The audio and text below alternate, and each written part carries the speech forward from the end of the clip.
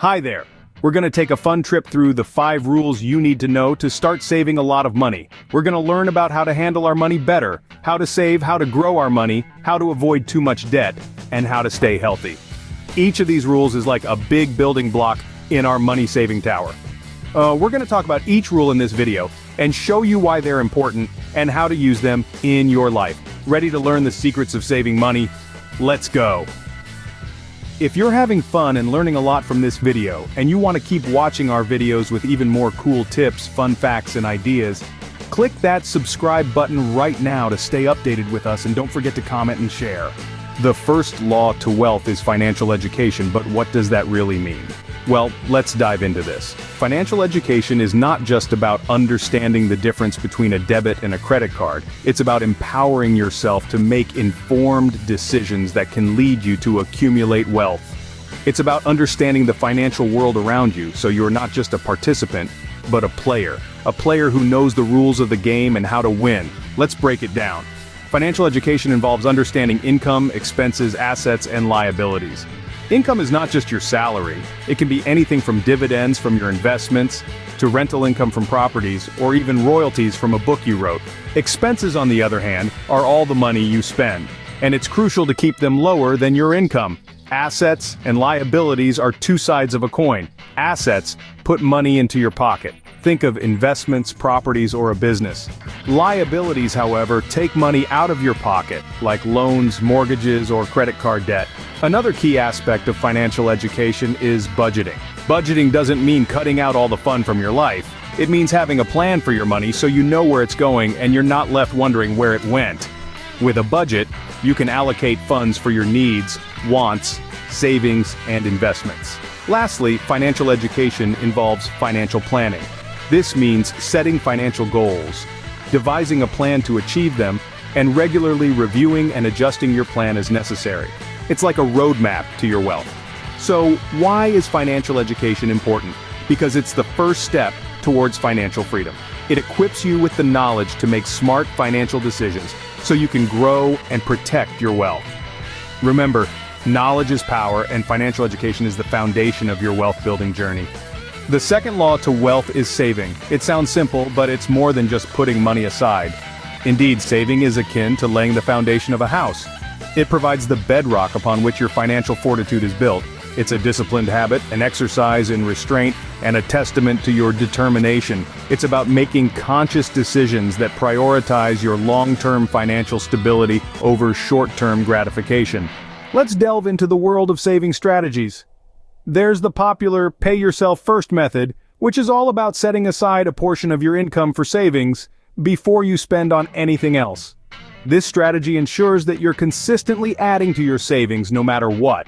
Then, there's the percentage-based approach, where you designate a specific percentage of your income for different categories like necessities, savings, and discretionary spending. This approach provides a balanced money management system that caters to your needs, wants, and future. You also have the envelope system, a more tactile strategy where you divide your cash into different envelopes for different spending categories. Any money left over in these envelopes at the end of the month goes straight into savings. This method is a great way to visually track your spending and saving habits. And lastly, there's the automated savings plan, where a predetermined amount is automatically transferred from your checking account to your savings account each month. This strategy takes the effort out of saving and makes it a seamless part of your financial routine. Each of these strategies has its merits, and the best one for you depends on your personal financial goals and circumstances. The key is to choose a strategy that aligns with your lifestyle and stick with it. Remember, the goal of saving is not to amass a pile of money.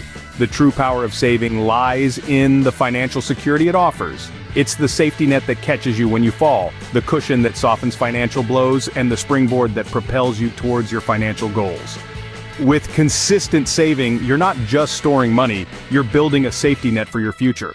The third law to wealth is investing. This is where your money starts working for you. Investing, in its simplest form, is about purchasing assets that can generate income or increase in value over time. It's a strategic move that differs significantly from saving. While saving is all about setting money aside for future use, investing is about putting that money to work, allowing it to grow and multiply. Imagine your savings as a dormant seed. It has potential, but it needs the right conditions to flourish. Investing is like providing that seed with fertile soil, sunlight, and water. Given time, that seed can grow into a robust tree, bearing fruit and multiplying its worth. There are numerous types of investments to explore, each with its own set of advantages and potential risks. Stocks, for example, represent ownership in a company. As a shareholder, you participate in the company's success through dividends and stock price appreciation. Bonds, on the other hand, are like loans you give to corporations or governments. In return, they promise to pay you back with interest. Bonds are generally considered safer than stocks, but they typically offer lower returns.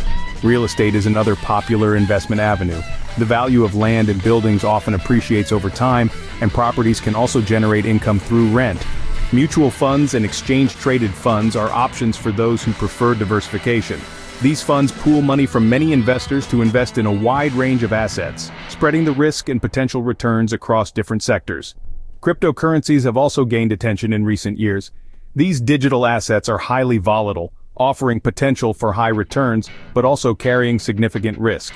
The key to successful investing is understanding your risk tolerance and financial goals, then building a diversified portfolio that aligns with these factors. It's also crucial to regularly review and adjust your investments as market conditions and personal circumstances change. Remember, investing is not a get-rich-quick scheme, but a strategic way to grow your wealth over time. It's about having a vision for your future, making informed decisions, and having the patience to let your investments bear fruit. The fourth law to wealth is avoiding unnecessary debts. Debts can be a slippery slope if not managed correctly. That's right, not all debts are created equal. Let's delve a bit deeper and unpack this concept. First, we need to understand that there are two types of debt: good debt and bad debt. Good debt is the kind that can generate income or increase in value over time. Think of a mortgage on a home that appreciates in value, or student loans that enable you to earn a higher salary in the future. Even business loans can be categorized as good debt if they help expand your business and increase profits. Now, let's talk about bad debt. Bad debt is the kind that doesn't improve your financial situation and doesn't provide a tax benefit. This includes debts accumulated from credit cards, car loans, or any other consumer debt that depreciates in value over time. These are the debts that can lead to financial ruin if left unchecked. So, how can we avoid bad debt?